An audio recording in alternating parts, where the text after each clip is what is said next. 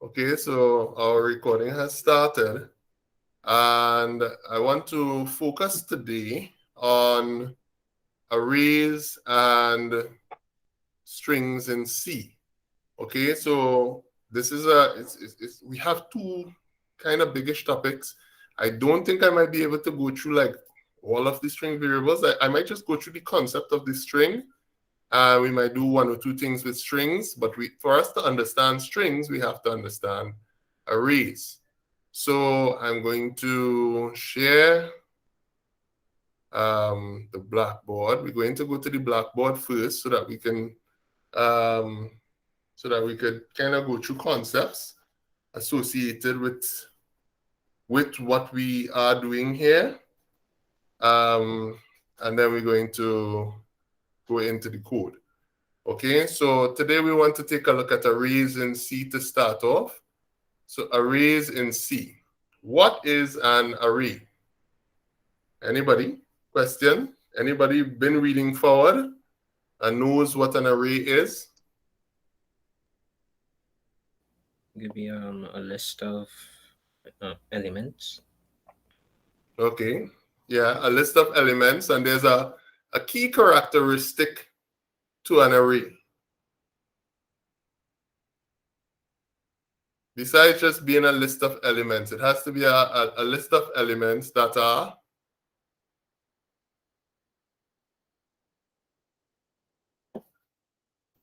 Of the same data type. right. So yes, that are all of the same data type. So an array is basically a list of elements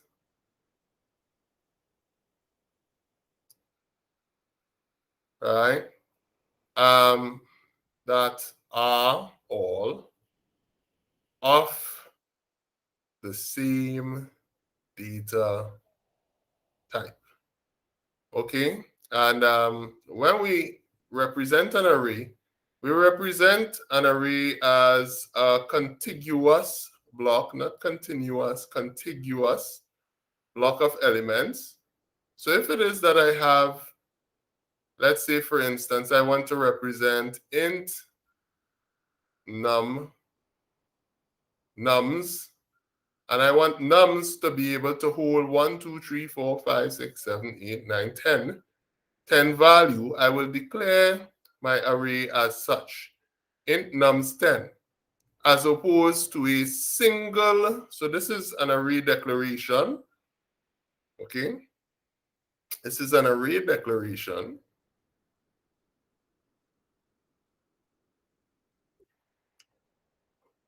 And you will notice in the array declaration that we have this part at the end here that indicates the size of the array. So you declare your array just like any other variable, but your array has, of course, 3 parts. Whereas your regular, let's say for instance, if I had int num, a regular integer has 2 parts, right? It has the name and the value. And the name would be, of course, kept num, and the value associated, if I say num is equal to 20, I could put the value of 20 here. All right. The array declaration for an integer array, you have to define the size of the array. So this defines the size of the array. And nums, of course, is the name of the array. And if we visualize this array, we have nums here, and we have 10 elements that have what are called indices or subscripts that will allow us to access where the values will be stored. So these here are called elements, right? So you have array elements, and these are where the values are stored. So where values are stored. And this here is, of course, the name of the array. Name. And down here, these things here represents the array index or subscript.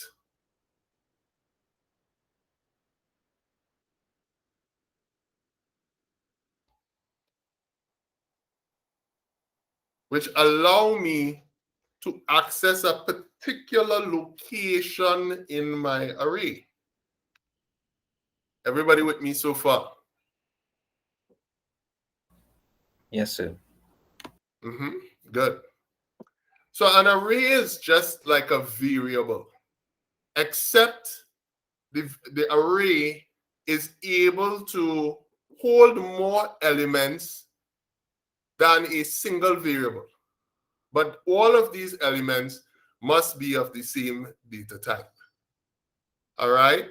So an array is pretty useful because sometimes instead of having to create 10 different variables to store values, now what it allows us to do is it allows us to use one variable to store multiple values. So if it is that we want to store information inside of an array, right? If it is that we want to store information inside of the array, we could exploit referencing these indices or referencing these subscripts to store 10 values into an array. So if I wanted, let's say for instance, I wanted to write a program or write an algorithm, okay, that will allow me to take 10 values from the user, and to be able to put those 10 values into an array and then find, let's say, the biggest value. Then what do? We have to be able to first store the information from the array, into the array, from the user. So if I have my array and I go int array 10, what is created is this structure here, 2, 3, 4, 5, 6, 7, 8, 9, 10.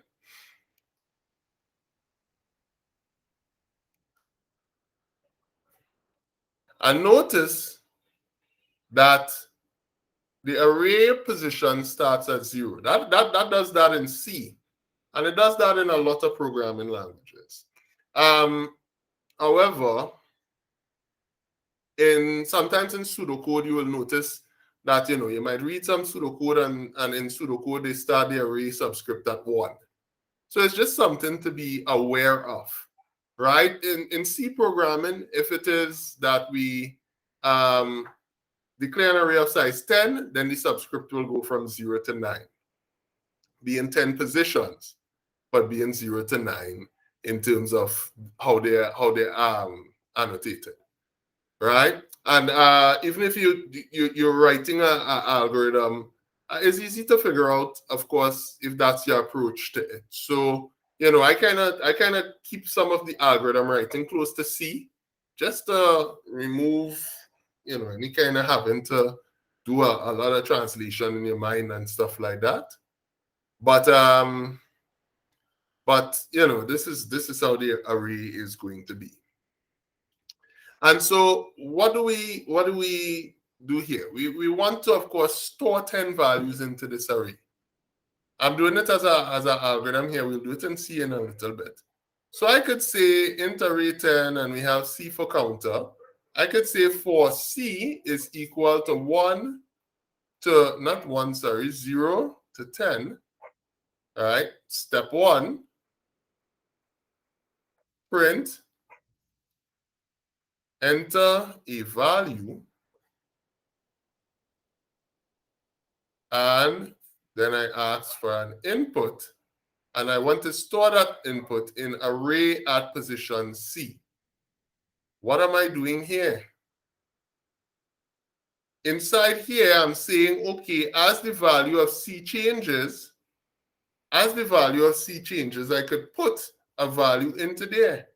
So when C is position 0, when I'm going, this would be 0 to 9, right? When C is position 0, I say, okay, let me enter the value of 27 inside here, right? Then C would go to 1, I'll enter the value of 92. Then C will go to 2, I'll enter the value of 37. C will go to 3, 41, 54, 97, 33, 22, 1, and 17. And then C, of course, will go up past the value of 9, and we can't go into the for loop, and that would be it. So this here allows us, this piece of code here allows us to save values into an array, right, from the user. And it's really useful because within 4 lines of code, I was able to save 10 values. But if I had 10 different variables that was meant to store these 10 values and then to have to compare all of these variables, then how would we find the largest number? It would be difficult because you have 10, V1, V2, V3, V4, V5 going straight down to V10. Everybody with me so far? Yes, sir. Good. That's all good. I'm gonna start calling names, All right. All right. And so we have 0 to 9, and we store these variables inside of here. And then we want to know, of course, which is the largest number that we put inside of here. And now we could use another loop to figure out the largest number, right? The largest number, we start by saying, well, the largest known number would be the first number. And this is how we would do it. I would tag this number here as the first number because I haven't checked any other numbers. When I check number 1, is number 1 bigger than, right? So I would say L is equal to position 0. So I'm saying the position, not the actual number. So L is at position 0 because that's my known largest. When I check 92, is 92 larger than what is in position L? Yes, it is. So I can move position L to 92. Is the largest, then I move forward. Is 37 bigger than the known position largest? No, it's not. Is 41 bigger than the known position largest? No. 54, no. 97, yes, that is bigger than the known position largest. 33, is it bigger than 97, position 6? No. 22, position 7, is it bigger than the known largest? No. 8, no. 9, no. So at the end of the day, I could say that I could print array at position L and know that array at position L is the largest because I could access a particular subscript. Because if I have values inside of here, and I want to just print out any one value from the array, right? If I want to print out any one value from the array, and let me put that as a note here. So to print out any specific value at a location in the array,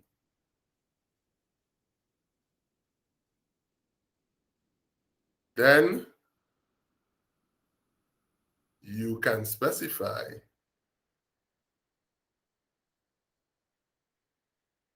array at position 8, like, so this is your example. And if you say, let's say for instance, you say print array at position 8,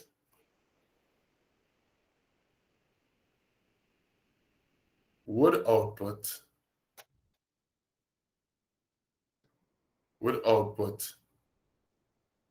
1. Okay, so it would print out the value in array at position 8. So what I want to do is I want to go to our compiler, and I want to code the same thing that I was talking about just now. Right? I want to code the same thing that I was talking about just now. I want us to code our to take in 10 values into an array, and I would like us to find the largest set of values in that array. And I will run through it, and of course annotate to the side, and if you have any questions, feel free to ask any questions. But no buts, sorry. And we will solve it. So we can start, and just like any other question in C, we could say include stdio.h, include stdlib.h,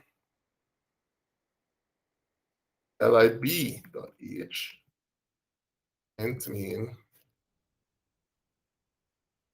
and we could save this, not in here, but in this folder, C files, right? Array underscore example, and we can move forward from here. So what do we want to do?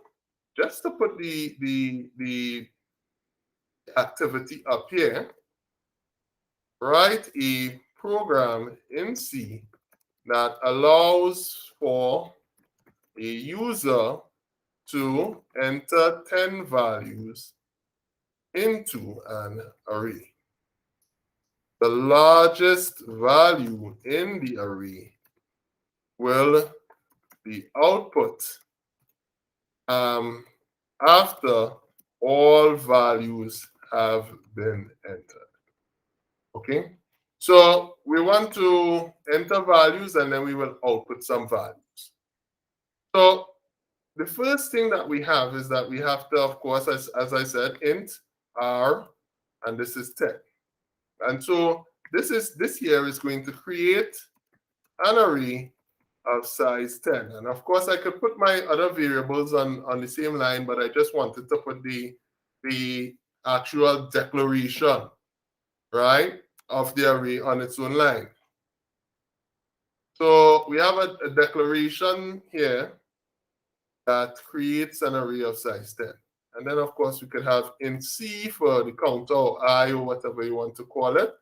And we know that we'll also have L to hold the hold the largest number, right? I is a counter, and L will hold the index of the largest number. Okay? So we could start off L at position 0 being the first value in the list. And right, so we have L at position 0 being the first value in the list. And then we can say for what? For I is equal to 0, semicolon. I is less than or equal to 9, semicolon, I plus plus, right? So what we say here is for every value in the array, what do we want to do? We want to ask the user, printf, please enter a number. So please enter a number. And then what do we want to do in terms of entering that number? We want to then ask the user to, so we say scanf, right? And we actually take the user's number, and we treat an array entering a value into an array element like any other integer that we've entered. Scanf %d ampersand array at position I. So what do? We store the array store the value in the array at the current position. And of course, because we are good programmers, we put our getchar down there to clean up input. And once we finish this, let's just output the values inside of the array. So we go input the array, and then I will go output the array. And if I want to output the array, I could use the same for loop. And I could say for I is equal to 0, semicolon, I is less than or equal to 9, semicolon, I plus plus. What do I want to do? I want to say printf %d. And what does that %d represent? That %d represents array at position I. So for all values in the array, output the number stored at that particular location. And I want to put a space after my %d so that these numbers don't come all jumbled up together. All right, so if I press run here, I'm going to have to just switch my presentation. All right. I could share the entire screen.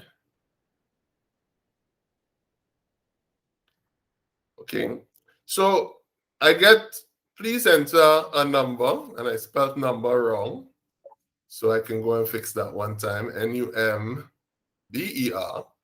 Please enter a number, and I will then say, okay, here's my number.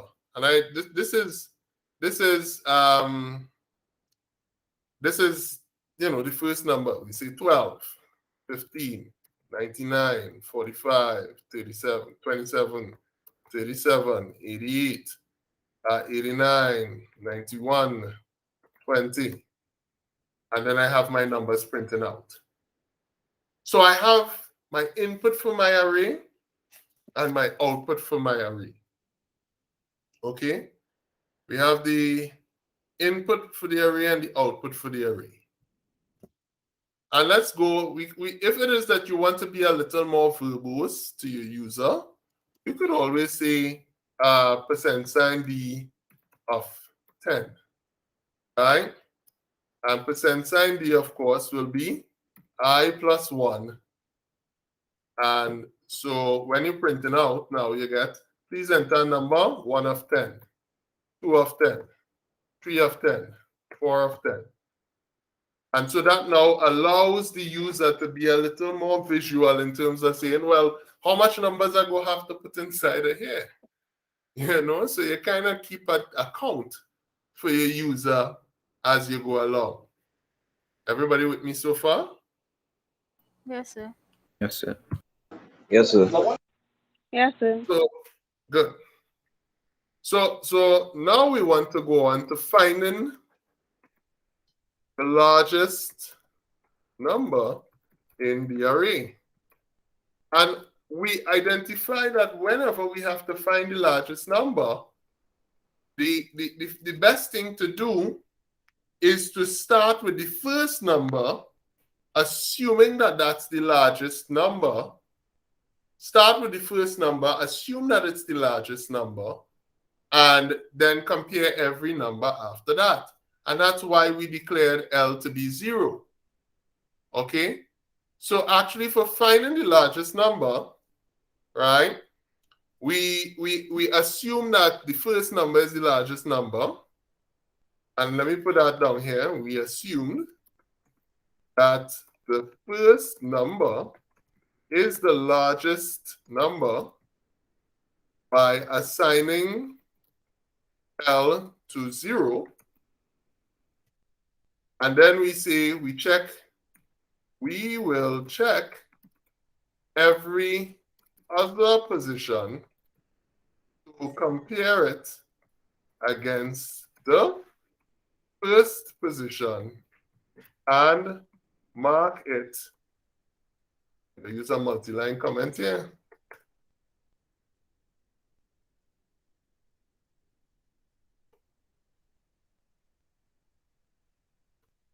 And mark it as the largest number if it, and mark not it, but its location as the largest number if it is bigger and the known largest.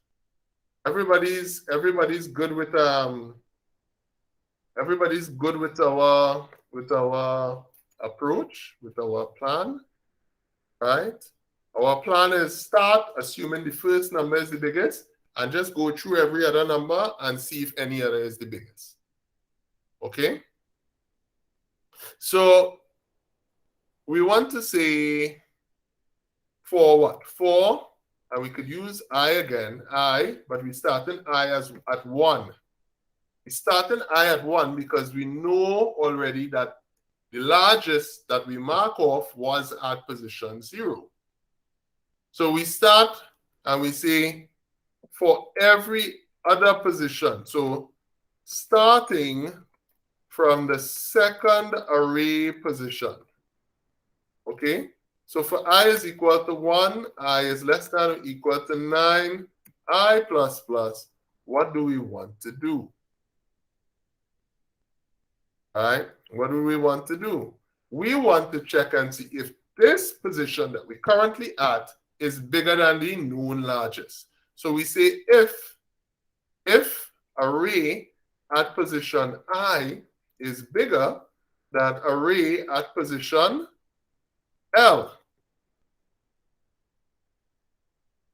What does this mean? This means if the current position is larger, than the known largest, then we want to do what? We want to say L is equal to I. Mark this position as the known largest. So it's almost like the same thing that we did. I think we did a kind of list question, but we didn't save all the values. We didn't save all the values in the array, right? We just kind of had them coming in from the user. The only difference with this is now that we saved them. So we could, after this, we could go on to do something else. Correct? Yes, sir. Right? So starting from the second array position, if the current position is larger than the known largest, mark this position as the known largest. So at the end, it should be safe to assume. It should be safe to assume that we could just simply say printf %d is the known largest position, and it was in location %d. And what is the known largest location? Array at position L. And where was it? It was in position L plus 1. Because remember in the beginning we showed position 1 of 10, 2 of 10, 3 of 10, 4 of 10. So we're just going to add 1 to L so that if it was in position 0, it will say it was in position 1. If it was in position 9, in array index 9, it would show in position 10. Okay? So let's test this and see. All right, I have some funky code because I have a comma here instead of a semicolon. And what else do I have? All right, for I is equal to 1. I is less than or equal to, 9. And then I also have the same thing. I left out my semicolon here. All right, I just doing my own thing. So, right, so we fixed up everything now properly. And enter number. So we enter in numbers.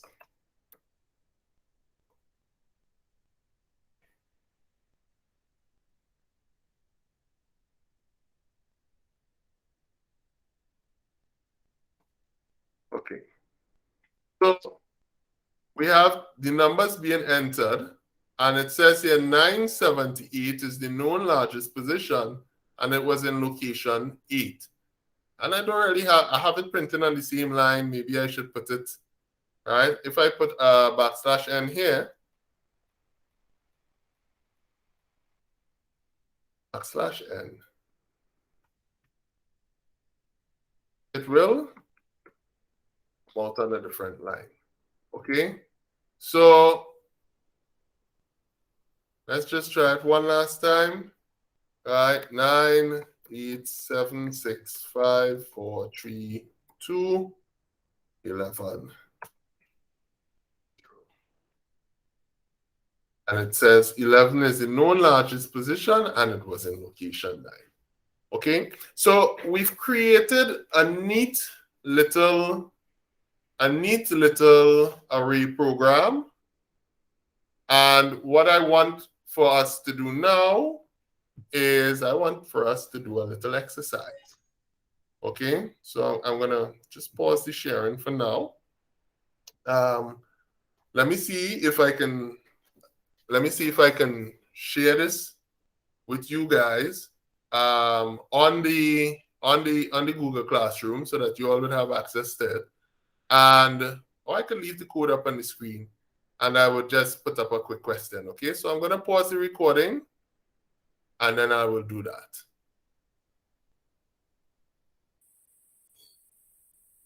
Okay, so our question now is write a C program that allows, let me make this a little bigger, right? That allows a user to enter 15 values into an array.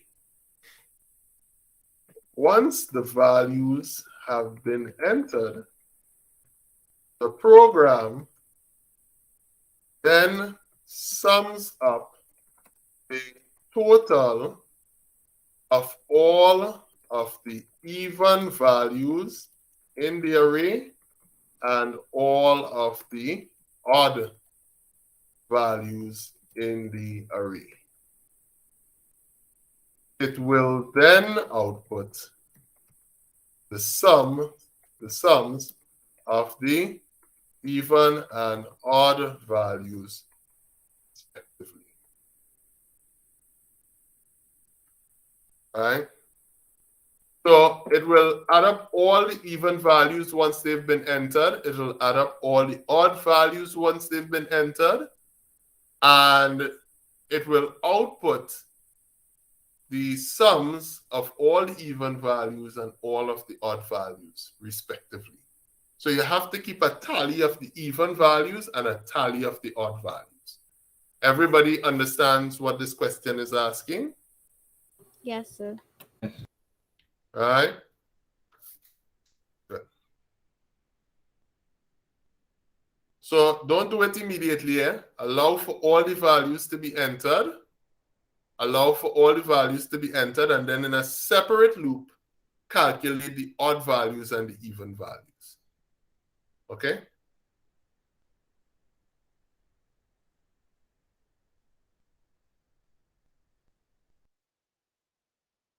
Okay, so we're back and we're going to take a look at the assignment that is associated with this. So we want to write a C program allowing the user to enter 15 values into an array. Once the values have been entered, the program then sums up the total of the even values in the array and all of the odd values in the array. It will then output the sums of the even and odd values respectively. Okay? So what we're really and truly looking at is some looping and, of course, some decisions to be made with respect to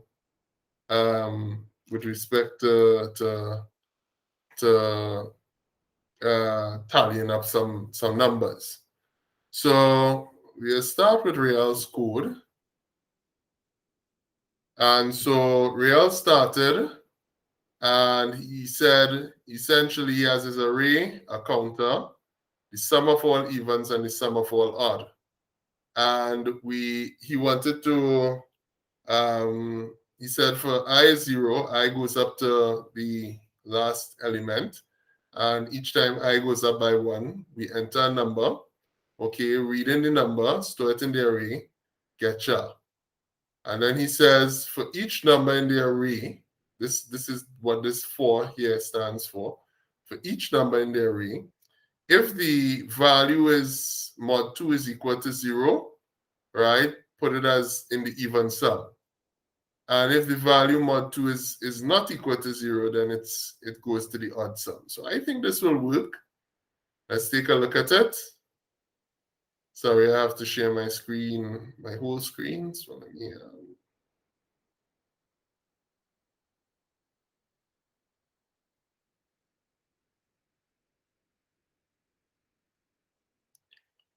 so we run it and we say enter number, and we have some numbers 1, 2, 3, 4, 5, 6, 7, 8, 9, 10, 11, 12, 13, 1, and 14.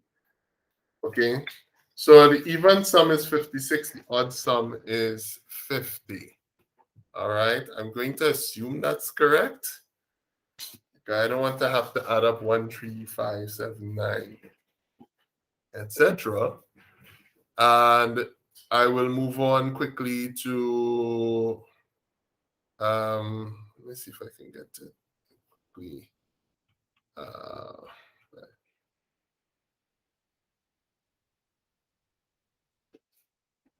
Supplementary classes, C files, student work. Right, so Jeremy's code looks actually very similar to Real's code as well. So again, we're going to run it, enter a number, enter 1, 2, 1, 2, 1, 2, 1, 2, 1, 2, 1, 2, 1, 2, 1. Okay, so we have 14 is the sum of all the even values and 8 is the sum of all the odd values. Right, so we had 1, 2, 3, 4, 5, 6, 7, 8 ones being entered and 7 twos being entered for 15 values being entered. And the last one will be Porter's, and it looks very similar. Let's see. So what he did was that he also printed out all of the values entered. So he did the numbers 1 to 15, printed them out, right? Allowed for the calculation to take place and then printed the odds and evens. So let's see again, right? 2, 3, 2, 3, 2, 3, 2, 3, 2, 3, 2, 3, 2, 3. Oops. 2. We have the values that were entered and the sum of all evens and the sum of all the odds. So very good work, students. All right. You know, I'm glad at this point that I'm really glad at this point that I can, you know, give an exercise like this, and you know, I see some of you all really picking it up, really finishing it, etc. For those of us who didn't get a chance to upload, anybody have any questions so far?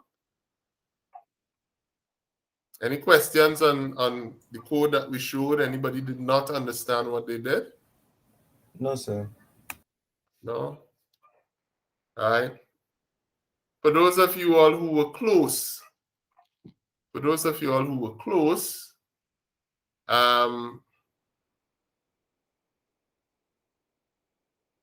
right.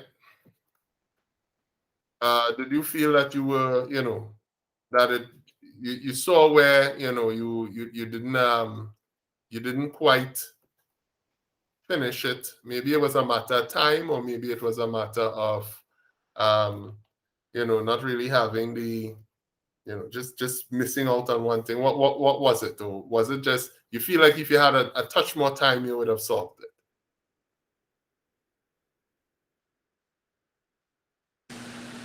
So for me, it was just the loop for the second part I kind of messed up on. But if I had more time, I probably would have figured it out. But yeah. All right. All right. Good. Anybody else? So I just forgot like incidental, so like I forgot to put like a semicolon somewhere, so that's why my code wasn't working. But I had more or less what Awesome. Real, Jeremy, and Emmanuel had. Okay. Good. Great. Great. All right. So I want to go back to the blackboard, and I want to just talk about strings in C. Okay. So we're gonna just talk about strings in C for a little bit. We have strings in C. And what are strings? Essentially, when you get right down to it, a string in C is a character array. So if it is that I wanted to enter a character value in C, a single character, right? So to enter a single character in C, right, we use, right, we'd have to declare the character like char ch. We would have to say scanf %C ampersand ch. Okay, so scanf %C ampersand ch. And that would allow us to store a single character. But I mean, outside of some very basic cases, single characters by themselves aren't super useful. Correct? I mean, we want to be able to put in words. So to enter an entire string, to enter a string in C, we declare a character array. So let's say, for instance, we want to store name and have the program say hello to you. Okay? We want to store a name and have the program say hello to you. We want to have the program say hello.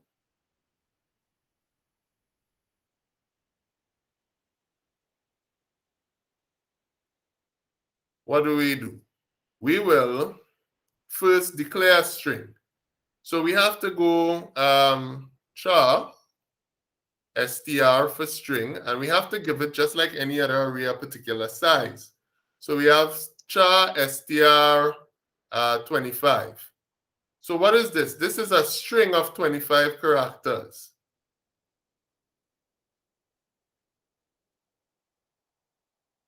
So this is a string of 25 characters. If it is that I want to enter a value into this string, right? To enter a value into this string, I would have to use a function called gets. And I could say gets str. Okay? And yes, there is a function that is better called fgets, and maybe we, if ever we meet again, we can go into more detail. But gets will work just fine for now. And gets allows me to enter a string, right? So if I had before this printf, enter your name. Enter your name. And I say get str, what will happen is that str is going to allow me to type in my entire name. And if I print out afterwards, printf, hello, and I have to put %s to print out my string, it would say str, right? My output for this should be hello, whatever my name is that I entered. So let's see if we can just do a quick string example. And then I want to talk to you all about how a string looks in C. Okay? Because there are a couple ways that strings are represented. Strings are like a special case of arrays. Everybody understand the basics of strings so far? Yeah? Yes. Yes, sir. Right. Good. So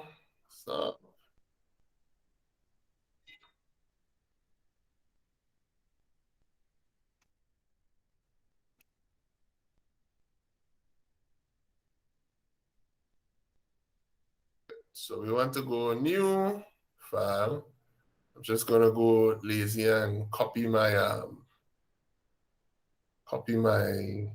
information here. Save. I'll name this as string_example.c. Right.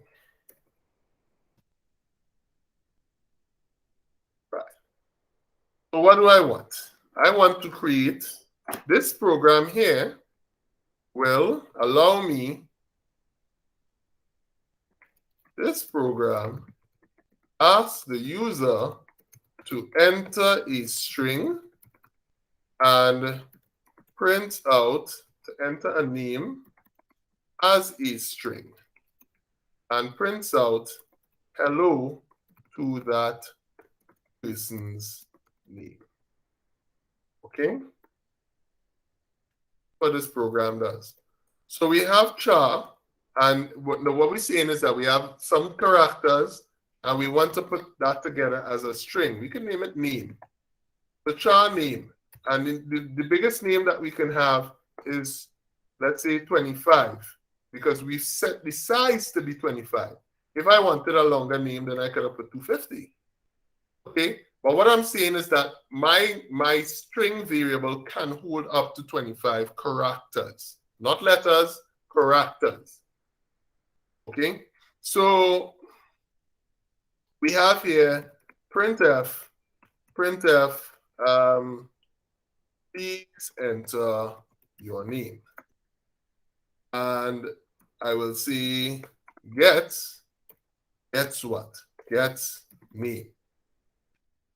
So I pass the variable gets the name. So this allows the user's name to be read from the keyboard input. And then I will see printf hello %s. %s is the placeholder for name, and I put back name there. So it's important to remember that %s is used as the placeholder for name IO. All right, for name input output. So let's see if this will compile. It compiles with no errors. And if we run it, we say, please enter your name. Right, my name is Valdez.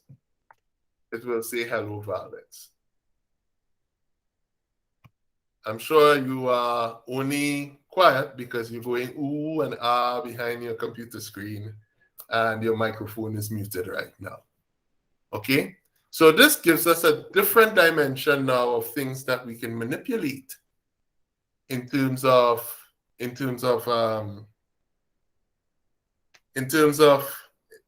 what you call it, having stuff to do on the computer, right? Because now we're outside of just messing around with numbers, we're also messing around with string data or names. So let me go back to the drawing board here. So essentially, if I have to understand or understand strings in C, there are a couple things that we can know about strings. If I have to draw or understanding strings in C, if I have to draw a string, let's say for instance, I have a string and I have a what you call it, a value that is already assigned. So I'm declaring a string. I go str and I go, char str, and I leave this empty here and I go char str is hello. how are you? What have I done here? I haven't defined the size of the string here, but I've defined the size of the string here via this, right? And basically what I'm saying is create a string, create an array that is str, and inside of this I have the letter H, the letter E, the letter L, the letter L, the letter O, right? Dot, dot, dot, right up to the letter Y, the letter O, and the letter U, and then a question mark. But after that question mark, how does the computer know that the string is finished? The computer knows that the string is finished by a special character that is called backspace 0, and this is the string termination character. Backspace 0 is the string termination character.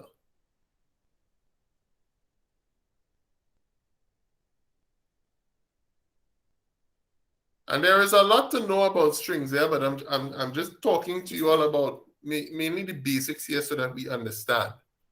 All right?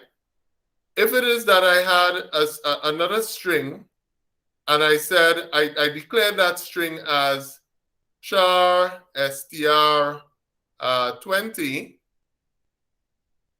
right? And I say equal to, I could also place the elements of the string in the string as characters, character by character. I could go like this. H, comma, I, comma, space, comma, I, G. But why would you? U, because it could. Why? Right? It's allowed. And so this is the ability that we have. This here is essentially the same as this here. str20 is equal to hi. I need to move this arrow. All right? I'm deleting the arrow. You know what you know what I'm saying? Double quote, hi, space, guys. It's the same. And I know that you're thinking it's ridiculous, but it is actually the same thing. There are two ways to do this. We could have done this with like to create a string with some data in it with numbers as well. But you know, for numbers, you have to define each particular number inside of it. For a string, instead of having to define all the characters, which you can do, but as you said, it's not worth doing, you could just put it between two quotes. All right? There's one more thing. So when I have this string, and this string is of size 20, what is really being stored in either of these cases, again, in the string, if we have to visualize this string str, right, and we're putting it as hi space guys, what is being stored is that \0 there. So what we're going to get is something that looks like this if we have to visualize this string. Okay, and the rest of this will be garbage. So we have 0, 1, 2, 3, 4, 5, 6, 7, etc. And each one of these is a character inside of here. The \0 is not counted, but the \0 is super important in terms of making sure that we understand that nothing after the \0 character is ever displayed in a string. That is our termination character. You understand? Everybody is comfortable with this so far? Yes, sir. Yes, sir. All right. So if we want to go to our code and let's just play around with the string. So if I say printf hello %s name, right? Whatever name I enter inside of there is going to be, right? THOMES is going to be printed. But if it is that I want to reference a particular letter, printf %C, right? Printf %C, I could say str at position 0, and the first letter of this name will print out. Okay? This is just things that I'm showing you all so that we understand that strings are arrays. Not strings, sorry, name at position 0. So if it is that I go, and let me put a \n here so that it will come out on 2 separate lines, and I enter the name THOMES, hello Thomas, and the character T prints out here. So if it is that I wanted to now essentially say int I is equal to 0, while name at position I is unequal to \0,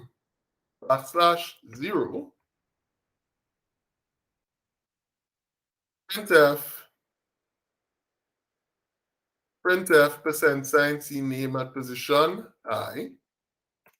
I plus plus, you're now actually printing out the string as an array. So you're essentially doing what you did here, but in the hardest way possible. And again, this is so that we can understand the nature of strings, because there are instances where we will have to understand that we will need to differentiate between a string and a character array. Okay? Sometimes you have data and it's a string of characters, but it's not really a string. It's an array of characters that you want to use it as. And I'm just making sure that we could understand the difference here. So again, there is very little difference in terms of it being represented, because in both cases, look, we get Thomas to print out. But in one case, we use Thomas as a string, and in the other case, we use Thomas as a character array. Everybody with me? Yes, sir. Yes, sir. All right. Okay. No problem. All right. We have some useful string functions. I'm going to just talk about 2 string functions. Right? 2 string functions here, because we don't have much time left. And then I'm going to ask you to do a quick exercise using the string functions. There are more string functions that we will need to know, right? And maybe I will message online and confirm whether or not we have a class next week, Monday, even though I feel that at the beginning of the vacation, nobody's going to want to attend a class. But maybe if we can go into some more detail with regards to string functions in that session.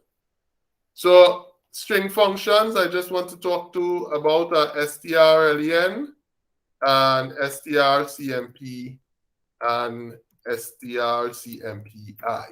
2 string functions. The first string function, strlen, returns the length of a string.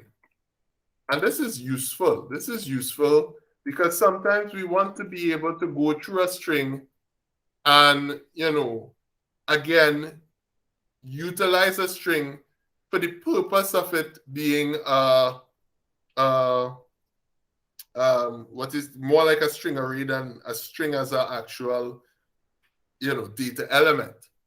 And so, first of all, to use these string functions, there is a library called include that you have to include, and you have to include string.h. So those functions are included in this library, right?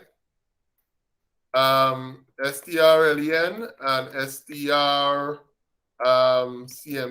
and strcmpi are located here. So strlen, strcmp, strcmpi, they're located inside of string.h. So if it is that I want to return the length of a string, I could say printf, I could say int charlen, for of course char length, okay? And I could say charlen is equal to strlen for the value name. What do I do here? This will tell me how many letters, not really letters, but characters there are in the name entered before the \0 character. Okay, so if I enter the name Mary Sue, I will get that the string length is 8, MARY-SUE. Okay, and that's 8. So I have the character, so I could now print out here, and again I'll put a printf \n just to be able to go to a new line. Yeah. If you type out a string, right, and you have a word terminator somewhere within that string, would the string, and you have a what? The string terminator. No, then the first time it meets the string terminators, that's where the string ends. That's where the string ends and then stop count, and it only count after. So you can't. Yes. Because that's the terminator. Okay. Everything after the terminator is garbage. So that's the rule. The first terminator that you meet, that's it. Right? So again, going back, we say printf, the name %s has %d characters.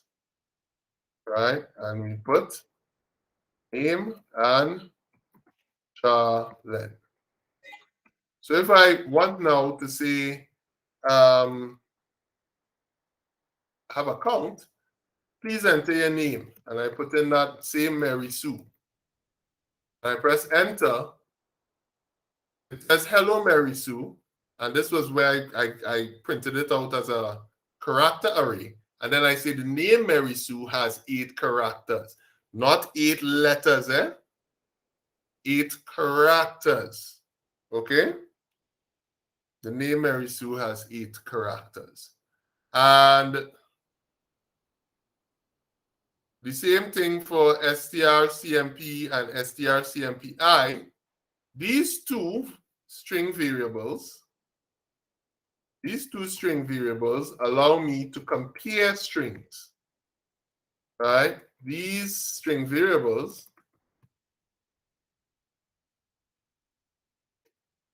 functions, why I keep on saying variables? These string functions allow me to compare strings to see if they are the same. The functions return 0 if they are the same, and return a non-zero value if they are not. Okay? strcmp is case sensitive, whereas strcmpi is not. So I could ask the user, printf, please enter another name. I can ask the user to enter another name. Okay, so let's go and declare another string variable up here. So we could name it the very creative function name name2. And we will compare name against name2 using strcmp and strcmpi. So we can say gets name2. So we store the second name. And now we want to see if the names are the same or not. Right? So I could say if strcmp for name and name2 are equal to 0, printf the names entered are the same and have the same keys, right? Are the same, sorry, with the same keys. Keys being capitals and commas. Okay? Else, printf the names entered are not the same or have different cases. One checks it according to case. Okay? And I'll put a space between them, printf \n. And the next one, I could do the same thing, but a value strcmpi, right? Say the names entered are the same, right? Ignoring case. And the names entered are not the same. So these are two very important functions here. And we have more string functions that we could look at, but we only have a certain amount of time. So let's take a look at what these functions do. So I could enter my name. Let's say I enter the name. Oops.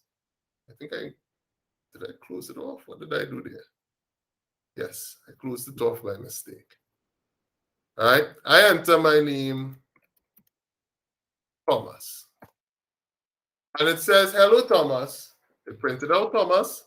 It says the name Thomas has 6 characters. I enter Thomas. Now let me ask a question to Clement, not Clement, Porter. Porter? Yes, sir. Right. Is Thomas the same as Thomas?